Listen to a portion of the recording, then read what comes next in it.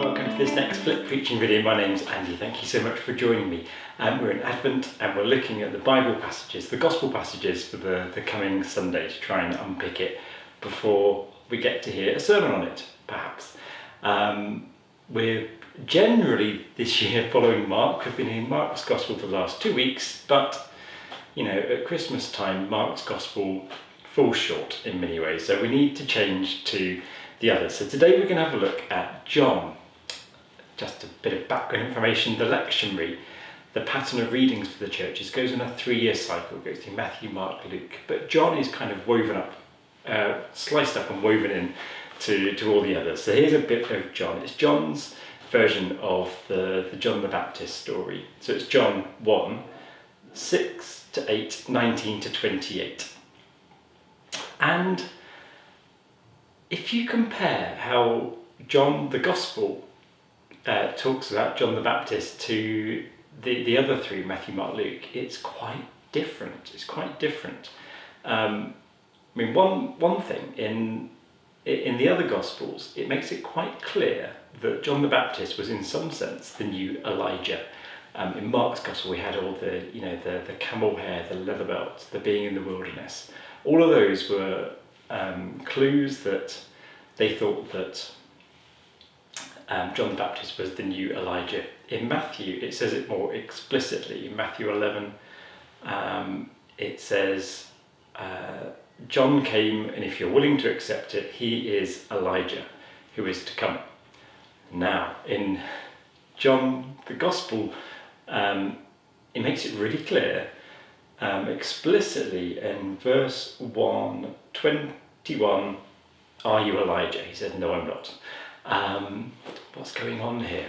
One possible reason is that we believe now that John the Baptist had quite a following who stayed with him even after Jesus did what Jesus did. There was a group of people around at the time of John's Gospel, which is quite late, sort of around about the year 100, who were still following John the Baptist. So quite one of John the Gospel authors' key things was to try and put them down a bit, to put John the Baptist back in his place. So there's lots in here about how John the Baptist is inferior to Jesus. It says quite clearly, I'm not a prophet, I'm not Elijah, I'm not a prophet, I'm not the Messiah. The one who comes after me is much, much stronger. He quotes, as he does in the other Gospels, from Isaiah 40. He says, who are you then? If John the Baptist isn't Elijah or a prophet or a Messiah, he says, I'm just a voice crying out in the wilderness. Remember, the wilderness is a way of thinking about the chaos in the world. John is a voice in the midst of the chaos, calling out, saying, prepare a straight path. The passage in Isaiah goes on. We don't get the whole thing, but you know, the people who heard this would have known the whole thing off by heart. We should make straight a path through the wilderness for the Lord. Every valley should be lifted up, every mountain and hill shall be made low. The uneven ground shall become level, the rough places a plain. It's about it's taming the wilderness. The one who comes after John, Jesus, will tame the wilderness, make it habitable, make it easy. It says quite at the end of this, as a little factual geographical thing, this took place in Bethany across the Jordan where John was baptizing. And that is significant.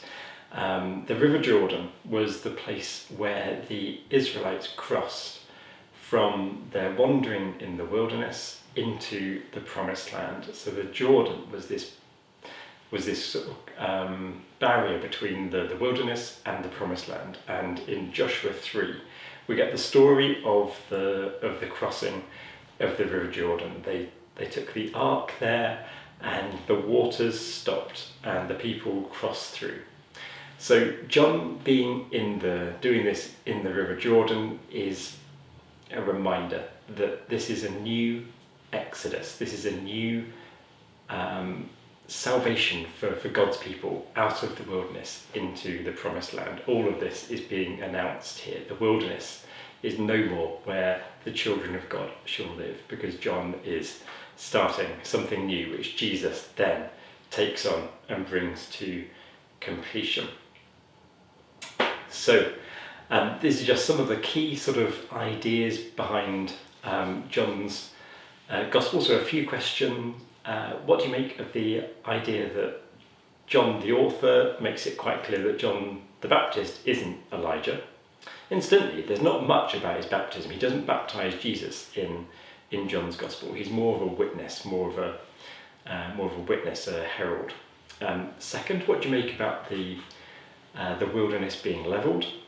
And 3, what do you think the significance is of the River Jordan?